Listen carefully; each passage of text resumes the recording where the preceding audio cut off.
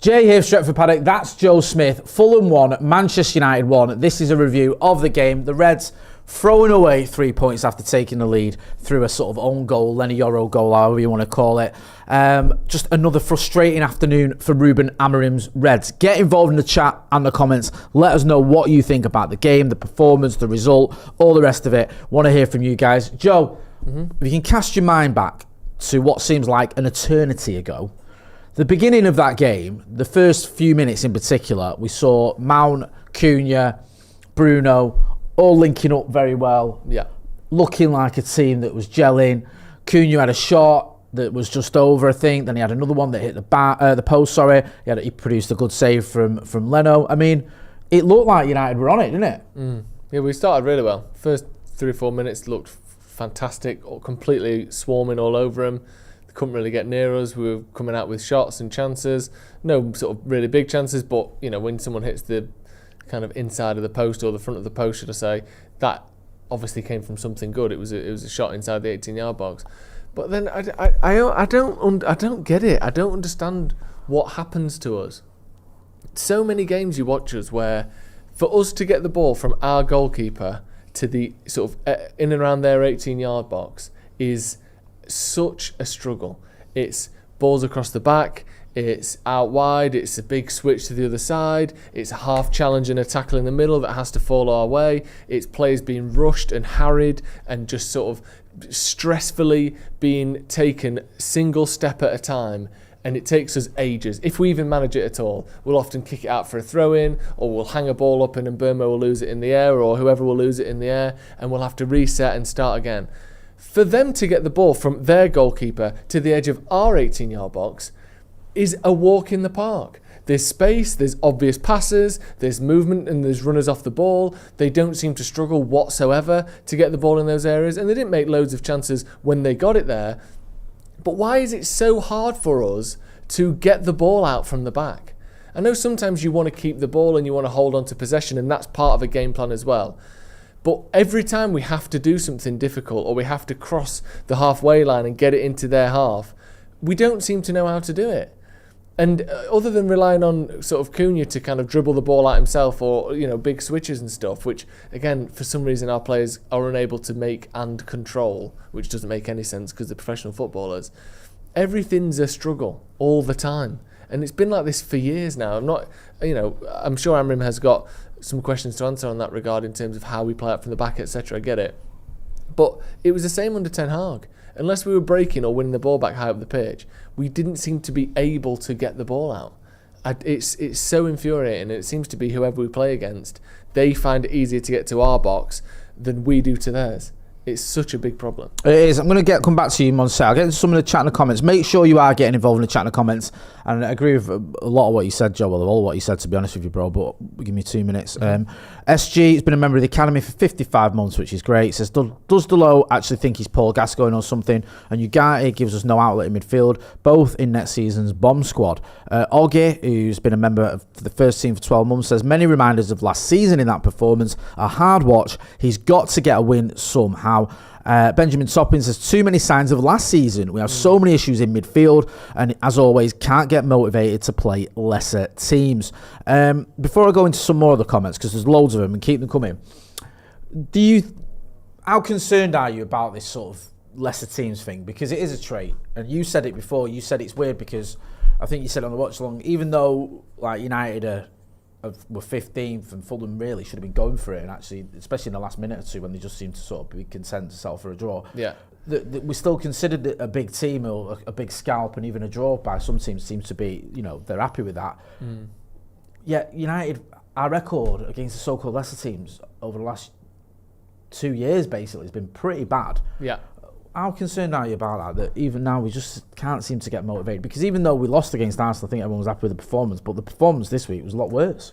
So it's hard to say, isn't it, what is motivation and what isn't? Because it wasn't a lack of running today, or particularly, a lack of effort. I didn't think. There was a couple of times where they played balls into our back line and through our back line, and I felt like players didn't track the men maybe quite as aggressively as they should have. In ways that we never got space like that in their box. I don't know if that's switching off. Maybe it is underestimating sort of so-called lesser teams. But again, you look at the game today, how many times did a Manchester United player try to pass the ball to Benjamin Sesko inside their box? I know we chucked a couple of crosses that might end up somewhere, who knows. Was there one? Was there one time when someone tried to play the ball to Sesko, like deliberately to him, whether that be a cross that was, it was obvious where it was going, a pass to feet, a ball in behind? Was there one? I don't think there was. I can't think of one. If there was one, I mean, we'll try and get some stats on. But it certainly didn't. I can't recall a cross or a pass into Sesko for the entirety of his performance. Yeah. And I'm not blaming him for that. I don't think it was like, he wasn't making good runs or anything like that. It just doesn't seem like this team is set up to create for a striker, or they certainly weren't today. So, I mean, I don't know. It says it. I mean, here's something for you. Statman Dave's done a tweet. Alti Bayandé was the only Manchester United player to create a big chance against Fulham. Yeah. So I know that's what you're on about, but he did that long pass, didn't he? Yeah, it was a great pass to Mateus Cunha. Also, big chance. I just think of what is a big chance. That's just like, I guess. Well, regardless of the concept of big chance, we can see we can see that no one. No, that tells its own story, doesn't it? Yeah, we know like what chances are, and that we didn't create any chances. We just didn't. No. It wasn't like, I don't remember Leno, other than that one save from Cunha, having a lot to do. It wasn't like he was, he's had a great game. It was just, we were huffing and puffing without actually getting anywhere. Let us know what you think. Get involved in the chat and the comments. I'm going to go back. There's loads of chats and comments, so we'll get into them. There's people who I think everyone's just angry at everything at the minute. Mohammed says, Amrin ain't it. I've had enough. Bring Areola. Akash K says, same old midfield issues from last season were there on display today. Bayandé was almost helping Fulham out from corners today. On a positive note, MDL was absolutely outstanding today. Hashtag Futures Captain. I thought Delitz and Yoro both played well. Yeah. Harsh Bade. Sorry. They're all coming in.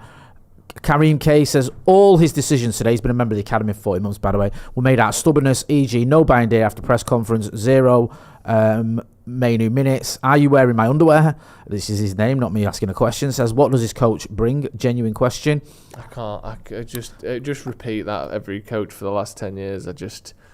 I can't be arsed with it. I understand that you can criticise whatever, play Mainu, play Onana, whatever. Everyone fucking hated Onana last season. Everyone would have been desperate for play anyone except Onana. Yeah, all right. He's done that, and he was shocking for the corners today. Bayandé, he was, but the goal didn't come from that. Our poor build-up play didn't come from him. It's not just on Bayandé or Amrim's decision to pick Bayandé. Like, we know we want a new goalkeeper. We're literally on the cusp of signing a new goalkeeper. He doesn't think Bayandé is good enough. He doesn't think Onana's good enough. We know there's huge gaps in the midfield. He wants to sign Baleba. He knows it's not good enough. He's clueless, he's too stubborn. He's so stubborn, he wants to sell all the players that everyone wants to sell and wants to fill the gaps that everyone wants to fill in. I get the Mainu is a separate issue, and I'm sure we'll talk about that in a minute. But I just think this whole thing of Amrim's clueless. Yeah, Ten Hag was clueless, and Jose was, and Solskjaer was, and Van Gaal was. They're all fucking clueless, except they win trophies galore until they get here. And I don't even think one centre mid and one keeper will fix everything. But look at the confidence and the fluidity in the first 10 minutes today. And in a lot of the game last week, they're not all just new players for the second half. Like, they get nervous and they get stressed and they have the scars and the memories from last season. And then you add on the fact that we do have a problem in midfield. Our goalkeeper isn't good enough. You end up with performances like that, and a lot of them, because this was a lot like last season. So I'm not saying that the manager's got nothing to do with it, but I can't be arsed with this whole, he's terrible, he's clueless, he doesn't have any tactical this, that and the other. It's just non-stop.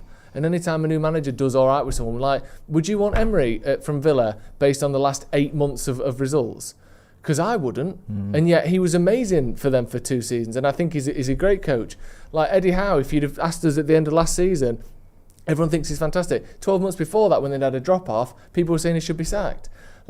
Managers have good times and bad times, and you need your team and a confident team to start building a bit of momentum. We have to, we can't forget that a couple of decent games in pre-season doesn't change what's been 2, 3, 4 years in the making mentally. They're gone. They need to get some wins in the Premier League. And until that happens, they're not just going to go from being shocking 15th in the league to being one of the best teams. We have to build this slowly.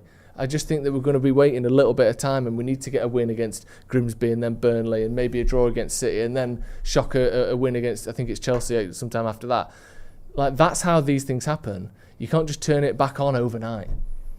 No, look, I rate Amorim. I think he's a good manager, and I sympathise with him. I also think you can criticise some of his decisions. I didn't agree with some of them today. I thought the team he set out made sense to me. I just think his in-game management at times leaves me scratching my head a little bit, and I think that he's got to improve on that, because as people point out, chat, 28 points from 29 games is worrying. It's horrific. And look, I know he's Ineos's guy, and I think they will back him. And I'm not going to get carried away with we've dropped some points. The Fulham is getting sacked, but we also know that they can be quite ruthless, so you do have to win football matches. Manchester United manager, which is the most obvious thing anyone's ever said. Shosky says it's the same dance all over again. Squad looking like last season, can't get a win over the line. Harsh Bade says, I knew this would happen. Patience in the fan base is thin after last season. We repeated Ten Hag mistake, another season down the drain. Come on, we were 2 games in. Sub N says, we are in for another mediocre season. Cunha and Mbumo looked ordinary today, but I don't think they are. But I know they are not ordinary. Fulham look better than team today, and I have issues with that. Amorim won't survive this. JJ Roden says, Amorim didn't get, sorry, it's they're coming that fast, I can't keep up. Didn't get one correct decision today. The low woeful. Bruno Mount pivot to then bring on Ugarte and Nomenu. It's really worrying. Thomas Frank, a lot of people mentioning Thomas Frank. Can't be fucked with that either. Has already won Postecoglou was for his first 10 games. Back-to-back games. Tottenham were top of the league, flying. And then 2 seasons later, they're 16th. I just... Hands up for the Panthers says, why fan base so toxic in the chat? I'm done with frauds. Expect us to win every game 5-0. Bruno is shit, yet referee put him off. Babies, wah, wah, wah. Wasn't a good result, but you were all tired of the chat. DJ, this game has killed the hype from the Arsenal game. Lovely bit of squirrel. Hype from the loss of the says, we need to stop accommodating Bruno in the CM because he has to play. We will never achieve anything with this mentality. Alpha Omega says we have to smash Burnley. And El says, Ruben screwed up today. Bruno should have come off, not Mount. It's just a fact. Missed the pen, created one chance. Lost Smith's row for the goal. Facts. Teeman, everyone mentions the system, but we should have been 2-0 up at half time. Would have been a totally different game. Yeah. John, Bruno is going to get Ruben sacked. He's been the main man during United's worst period in decades. Wake up, please sell and just start Cobby. Brian McDonald, who's been a member of the first team for 27 months, says, I'm not saying hammering out, but he has to start getting wins or he's in big trouble. Yeah, I agree with that. I said that last season. I'll say it again. Obviously, you have to win fucking football matches when you're managing Manchester United, and he has been back this summer, so the expectation will be there, and I think he'll know that himself, but I think he will win football matches. I expect him to start next week, to be honest with you, and he should do. Max Ketley says, amazing how quickly fans can turn on literally our best player. 99% sure most of them are Scousers. Harry Christian says, we have won titles less from worse starts. Calms. Richard Brooks says, Dorgu was so poor today, he can't cross the ball. I don't think Dorgu was that poor, to be honest with you. I thought he did alright. Why do you think it is, Jay, that, like, I'm thinking of Dorgu now, and a lot of his performance was like, I can imagine him watching the ball arrive in, having to do a difficult control, and as soon as he does, he's getting clamped down by a centre-back and a defence. Like, it felt like we just had no time on the ball at any point.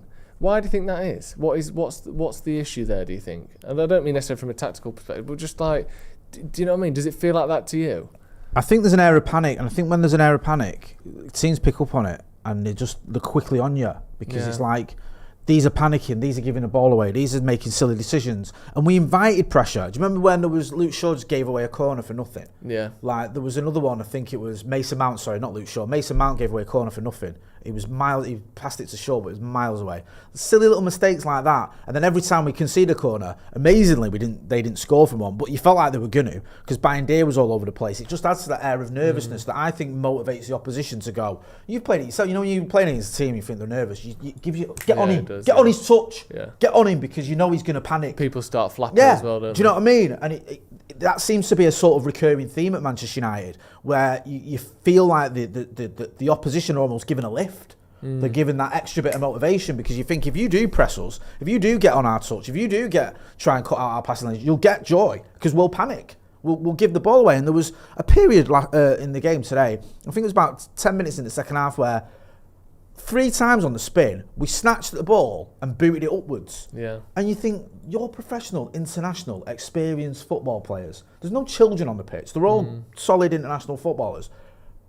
doing sort of making decisions that I wouldn't make, and I'm terrible. Like just booting the ball upwards, which then you've got to deal with. Yeah. And it was just like, it was bizarre, and I don't get it. And I think, listen, I don't think Ruben Amorim is beyond reproach. I think two things can be true. I think you can think he's the right manager for the job, and you can question some of his decisions. I think that's fine, and I think we've both done that today and in the past. We go, yeah, okay, you got that thing right, you got that thing wrong. I wouldn't have done that. I didn't get that one, whatever. But for him, there's no way on God's earth you can look at him and he's going, I'm telling them to do that. Like, I'm telling an experienced footballer to do that. Like, a lot of people in the chat mentioned Delo. I thought bringing on Delo made sense. I got it. I like, you know my thoughts on Amad Diallo. I think I've defended him or praised him probably more than most people on the planet.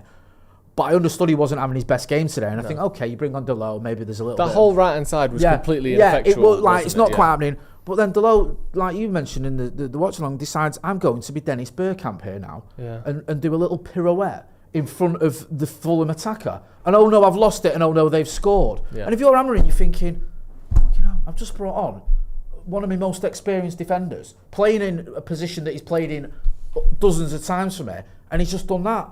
What the fuck is going on? Do you know what I mean? Yeah. Like that, it's not all on the manager. The manager can't be responsible if his players just make cock-ups. So I do sympathise with him a little bit. A full name Huggy says, it's like we panic if we don't get that early goal. Man United always make excuses instead of accepting they're not just good enough, says Carlos Brown. Don R says, Amorim's stats as United manager is looking peak. I can take a 1-1, but what I can't accept is the players we have are on the back foot against the Fulham team going into extra time. Not acceptable. You all put it on Eric Ten Hag, says Matthew Baker. I think we have to remember as well with Eric Ten Hag, I think we all back on this channel especially, I think everyone backed him. I think even to the West Ham game, which is his final game, I think we were all sticking up for him and defending him. I don't think we all put everything on him. But also, he had 2 and a bit seasons. Amorim's not had a full season yet. So this season obviously is pivotal. He has got to, like I say, keep saying get results, but it's not the same as when Eric Ten Hag was coming towards the end of his tenure. Let's not forget, Eric Ten Hag had a good first season, a ropey second one, and then a poor start to his third one. That's when he was sacked. And also, we already knew that Ineos didn't fancy him. It's slightly different here with Amorim. He's not had a full sort of start to finish season yet.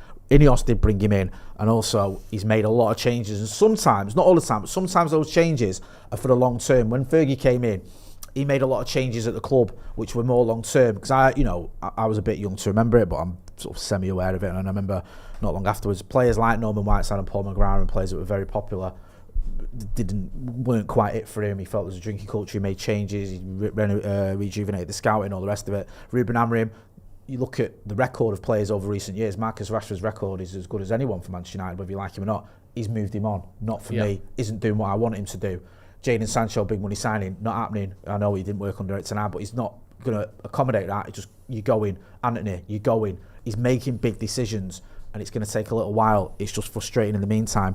Parag says, we really need a good CDM, don't we? I agree. Fozzie says, 5 defenders is the issue for me. Outnumbered in the middle, so we have to go long or wide. Out wide, our wing backs aren't getting in getting in positions to cross. Mohammed in the super chat says, Joe, what has Amorim shown that he shouldn't be sacked? I think that should say. I mean, is it just a case of this is a work in progress rather than what has he shown? And I think also his record when he came in, he got the job for a reason. So I think you have to give him... A lot of what you said as well is what he's shown. Because it's obviously on the pitch it's been awful. But changing around a absolute battleship of a football club that was heading in completely the wrong direction and has been for years. It's not just obviously on the pitch eventually is what matters, but getting rid of bad apples in the dressing room, creating an environment where people are sort of happier and more keen to be at the club and only signing players that want to be there, getting rid of some of the top earners, being there under a time when, since he arrived, almost every position around and above him has changed. United are going through just untold kind of changes off the pitch at the moment, the most in my lifetime by an absolute country mile. Everything is being whipped around and turned inside out.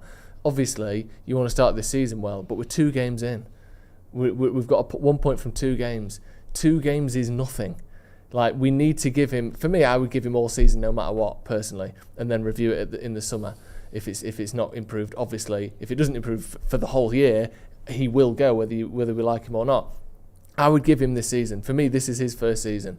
And when you think about the players that have come in, the fact that they're going to need some time to gel, and that we've already seen a lot of positive signs from him. And Burmo didn't get up too much in this game today, but was excellent against Arsenal. Cunha showed some brilliant moments today. And we've got like such a sort of poor squad to kind of rip up and start again with. There's still reasons to think that this is going to turn around. And like I said, we're 2 games in.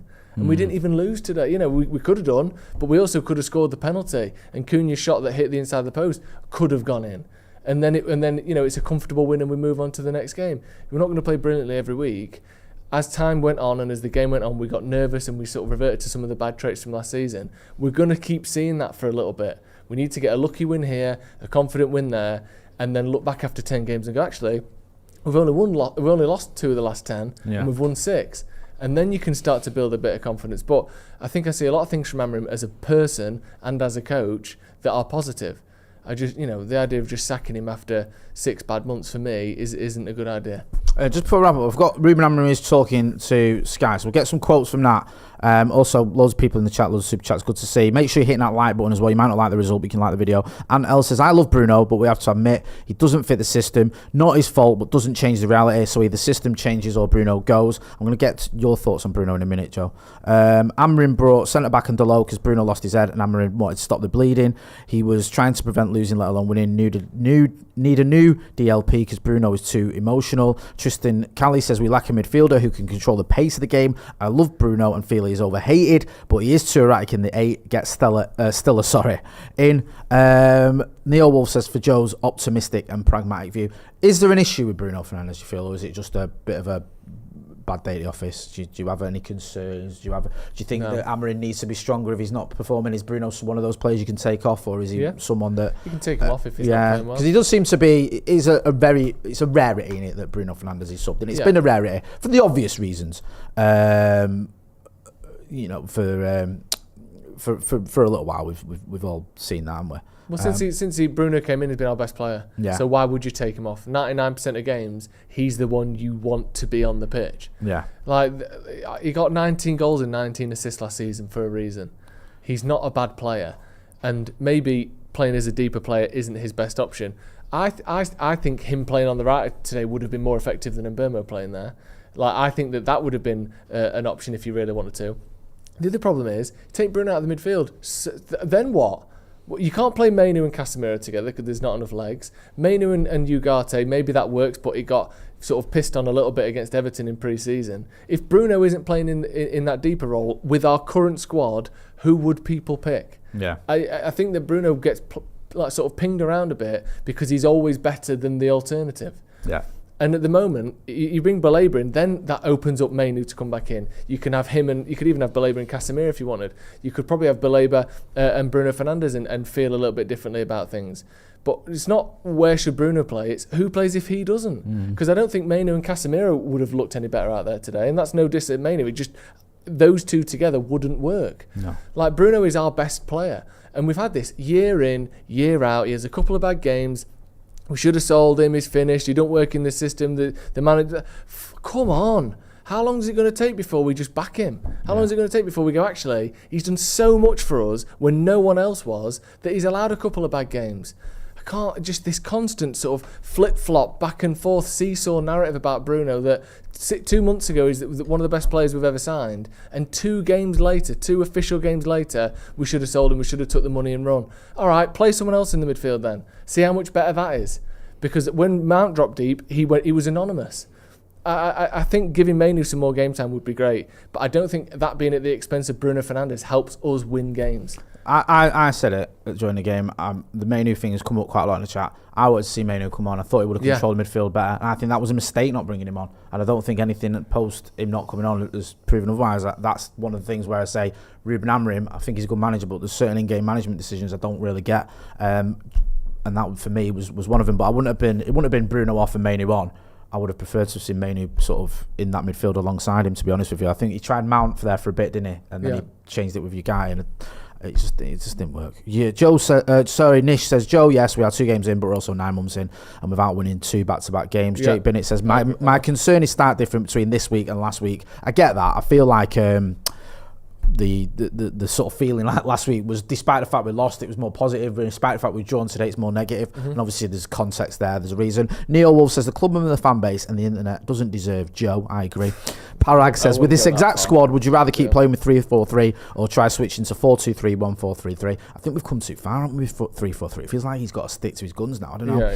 Amarim, he said, we can do better. We put in the effort. That's the most important thing. We played very well at the start of the game. After the goal, we were thinking about the result. We need to concentrate on the performance so we don't forget what to do, which, to be honest with you,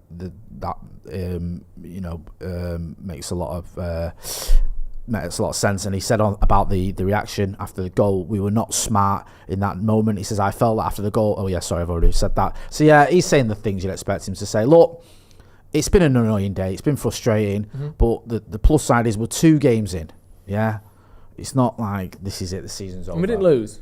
We didn't lose. Let's not forget that. I've said it before, and I'll say it again. But we didn't lose. The Burnley game is a big one, man. We've got to start getting some wins. And Burnley at home, if you don't win that, then seriously, you need to take a look at yourself. Before that, we've also got Grimsby bit as well. Anyway, before all that, we're going to get some reaction from the legend that is Andy Tate and Stephen Howson as well. So if you're not doing so already, make sure you are hitting like, share and subscribe. That's been Joe Smith. Go and check him out on Sloppy Joes. I'm Jay Motty. This has been a review. Manchester United, a bit of a deflating one. Thanks for watching.